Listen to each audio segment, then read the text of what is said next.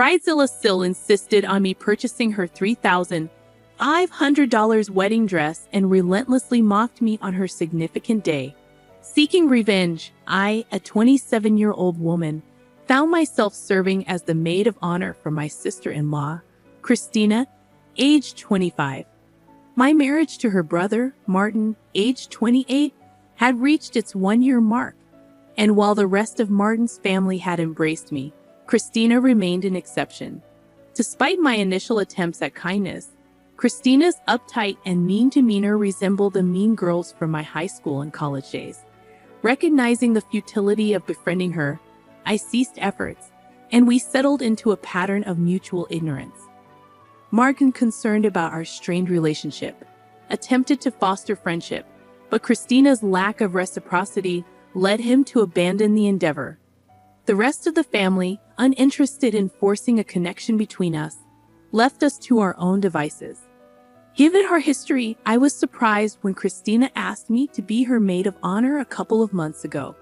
Initially unenthusiastic about the idea, I expressed my need for time to consider before ultimately planning to decline. Christina and I barely knew each other, and she had made her dislike for me abundantly clear. Moreover, the role of maid of honor felt like a substantial commitment I wasn't prepared to undertake for someone like Christina. Despite my inclination to decline, I consulted Martin before making a final decision. He suggested that being Christina's maid of honor could be an opportunity for us to spend time together and possibly improve our relationship. Skeptical but swayed by Martin's reasoning, I reluctantly agreed, believing that Christina's invitation might signal a tentative gesture of friendship. The decision, however, came after extensive deliberation. I took a chance and agreed to be her maid of honor, only to regret it within a few weeks. Initially, she displayed a surprisingly pleasant demeanor, a welcome departure from her usual cold and gloomy behavior towards me. We had a great time planning and going out for brunch together. However, the situation took a turn when she asked me to purchase her wedding dress. A stunning but pricey $3,500 gown. Despite her mother's generous offer to let her wear a beautiful wedding dress from her own nuptials, altered to fit her perfectly, my sister-in-law insisted on the expensive dress that exceeded her budget. She explained that her current salary couldn't cover the cost, but she was determined to have that specific dress.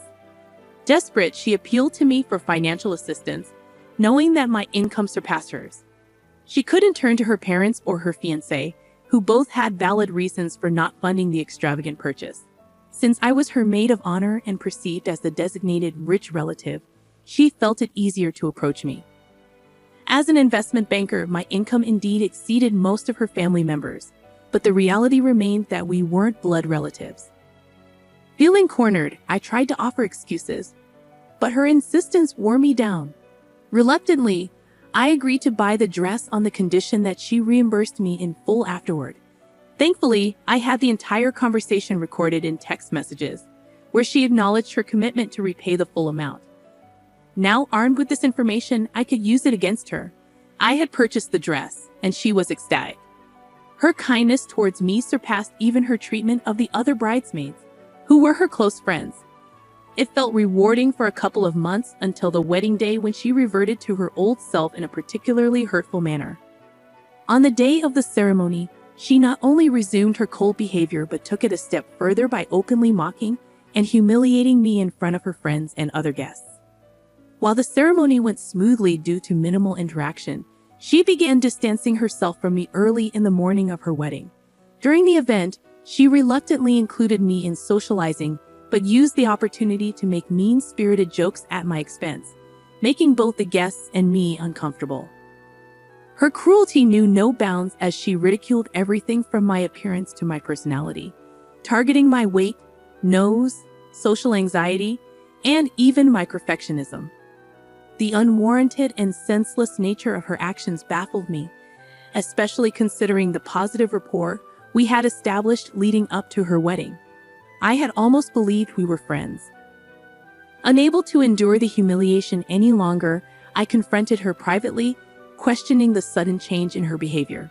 She dismissed my concerns, claiming I was being oversensitive and insisting that she wasn't making fun of me. It was merely her sense of humor. Frustrated, I expressed my discomfort with her so-called humor, but she brushed it off, suggesting that if I couldn't handle it, I shouldn't be friends with her. Left standing in shock at her callousness, I eventually lost my temper and did something perhaps ill-advised. Positioned not far from the stage and noticing the band still setting up, I seized the moment. Walking onto the stage, where the microphones were not yet in use, I delivered a speech, a decision I would come to regret. As all eyes turned toward me, I had everyone's attention. I began my impromptu speech by recounting how Christina had asked me to be her maid of honor a couple of months ago. My husband and I naively thought it could be an opportunity for us to finally bond with her. I highlighted Christina's initial coldness and my hope that this role could lead to a genuine friendship. However, I soon realized that Christina, despite the temporary warmth, remained impossible to befriend due to her unpleasant nature. Bringing up the incident where she begged me to buy her wedding dress, I expressed my suspicion that she only asked me to be her maid of honor to secure the dress. Given my higher income, she likely endured niceties for a few months to ensure she got the dress she desired. As I spoke, I noticed the power to the microphone had been cut, prompting me to shout my speech. Security started making their way through the crowd towards me. Taking advantage of the moment, I revealed the damning texts on my phone, labeling Christina as tacky, ungrateful, and, fittingly, badzilla. Without looking back, I left the venue, relishing in the satisfaction of hearing her cry. On the bus home, I checked my phone to find around 100 texts from my family, including confused messages from my parents who had witnessed the spectacle at the wedding. Martin, my husband, expressed his disbelief and the need for a serious conversation. He also mentioned that Christina had become inconsolable after my departure, causing a temporary halt to the proceedings. Upon reaching home, I ignored the influx of texts from irrelevant relatives seeking drama and gossip. Instead, I treated myself to a cocktail and ordered a burger, compensating for the missed enjoyment of the wedding feast. Opting for a laid-back afternoon, I settled in front of the television to unwind. I chose to remain unresponsive to calls and texts until the evening, feeling it wasn't necessary to engage with anyone in my agitated state. The swirl of emotions, insult, humiliation, and a sense of being used overwhelmed me. Despite acknowledging the erratic nature of my actions, I grappled with conflicting feelings and couldn't muster the courage to explain myself to anyone. The only individuals I believed deserved an explanation were my parents, Martin, and my in-laws, excluding Christina, who was well aware of the circumstances. Martin returned home around 9 o'clock, and the atmosphere remained tense. He entered without uttering a word, leaving me to anticipate a conversation after he freshened up. An hour passed with no sign of him approaching, prompting me to take the initiative and break the silence. Despite his stony demeanor and engrossment in his phone, I entered the bedroom where he lay. Drawing inspiration from my unfiltered approach at the wedding, I began explaining how Christina had insulted me throughout the morning. I recounted how I had given her an opportunity to apologize or reassure me that the mockery wouldn't continue for the sake of garnering laughs from her guests.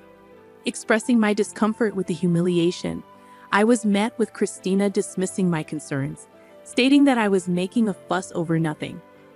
This response infuriated me, particularly since I had voluntarily bought her the dress, expecting at least a modicum of gratitude.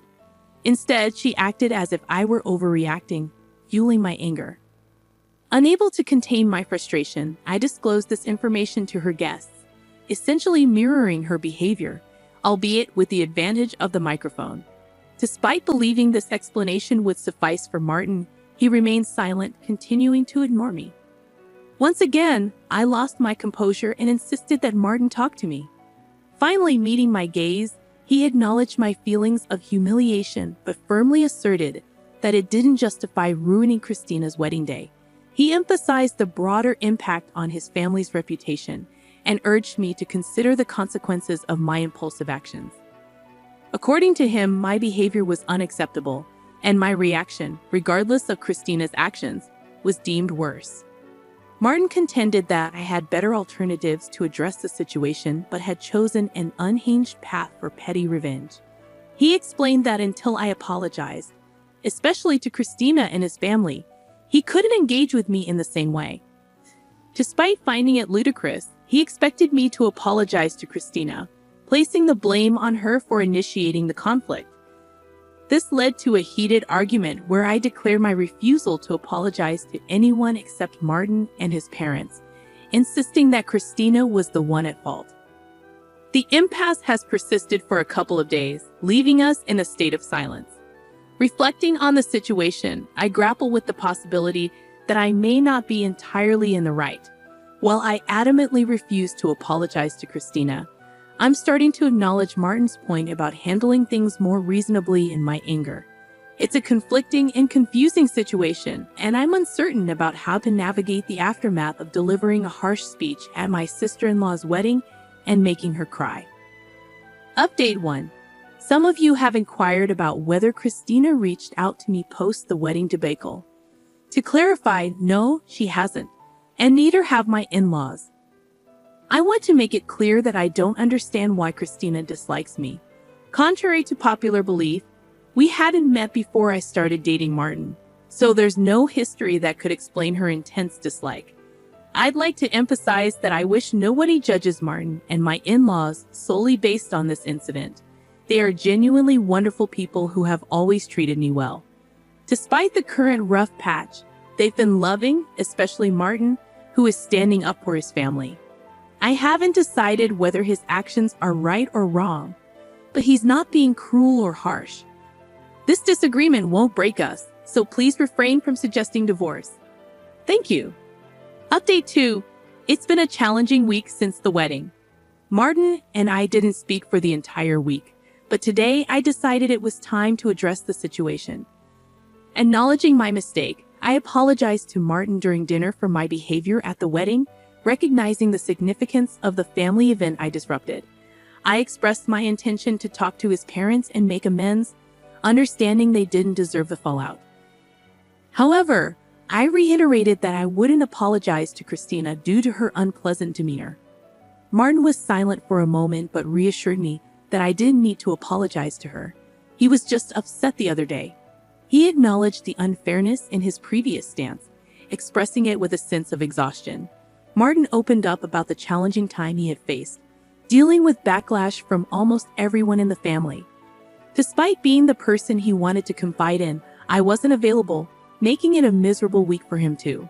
He shared that his parents were furious with me, cautioning against an immediate apology to them due to their current anger. He vented his frustration about uncles, aunts, and other relatives who, for no apparent reason, had been commenting on me derogatorily in the family group text. Martin revealed he had distanced himself from the group, but his parents continued to send those hurtful texts, emphasizing the family's negative sentiment towards me. Surprisingly, he advised me against apologizing to Christina, recognizing that her actions had provoked my response. Despite my willingness to apologize to the family, he asserted that I owed no one an apology. According to Martin, these people were selfish, and the incident had revealed their self-centered nature. He disclosed his futile attempts to reason with his parents and family members, asserting Christina's role in instigating the situation. However, they refused to listen, dismissing my perspective and labeling me a psycho. Martin knew that any apology from me would only lead to further humiliation, and he was determined not to let that happen. While still maintaining that my actions were not okay, he stood by the belief that Christina was not as innocent as portrayed. He advised against apologizing to anyone, emphasizing that I shouldn't apologize to his parents even for the sake of my conscience. I decided it would be more effective to address the situation when they were more receptive and open to it. If I approached them now, it would likely be futile. In a way, it turned out well for both of us. While not perfect or ideal, at least I was able to relieve my conscience with Martin. Ultimately, what matters most to me is my husband's opinion of me. Everyone else can go to hell. Update 3. Hey everyone! I know many of you have been seeking an update, but honestly, not much has changed since the last one. After Martin and I reconciled, I stopped worrying about his family's opinion of me. Martin received a promotion at work, so we decided to take a vacation to de-stress. regarding my own parents. I explained the situation, and they were okay with it. They're just happy that Martin and I are getting along. Christina and her parents haven't reached out, and I believe it's for the best. My in-laws chose their daughter's side, and I respect their personal choice without holding it against them. Update 4. It's been a month since my last update, and today, I received a refund from Christina. It was surprising because I had almost forgotten about her and the wedding debacle. She texted me revealing the real reason behind her dislike. It turned out to be as trivial as I expected. Her friend had a crush on Martin, and when he introduced me to the family, her friend got heartbroken. Christina blamed me for it. I don't see how any of this is my fault, but Christina needed a reason to dislike me, and she picked that. Now that I know the reason, which seems quite silly, I'd rather not have known it all. I shared this revelation with Martin, who mentioned he always had a hunch, but never saw her friend as anything more than his little sister's best friend. Even if I hadn't been in the picture, they wouldn't have gotten together. Anyway, it's over now, and I don't have to talk to Christina ever again.